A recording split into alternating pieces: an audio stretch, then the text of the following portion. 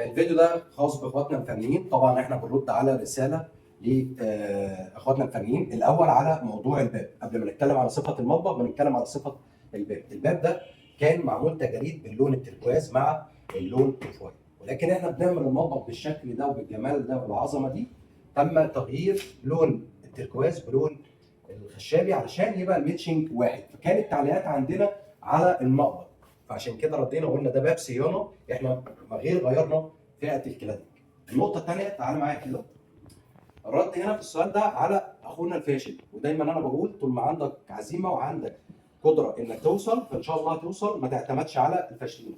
الرد على اخونا الفاشل اللي قال لك الفكره بتاعه التجاريد دي فكره فاشله، احنا ما زال بنكرر الموضوع، فكره ناجحه 100%. نتمنى انت بس تنفذها، طالعه بالشكل الجمالي اللي ظاهر معانا بالوضع ده. لا عندي اي تفاصيل مش موجوده بفضل الله، عملناها بالشكل ده في منطقه المطبخيه.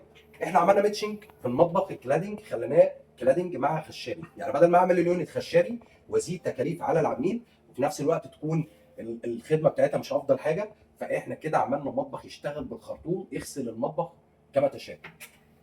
وعملنا الوحدات الديكوريه بتاعتنا بالشكل الجمالي، اللهم بارك. تفاصيل العين ما تظهرش، مش شرط الكاميرا، لا العين نفسها، بمجرد العين ما تظهرش معانا.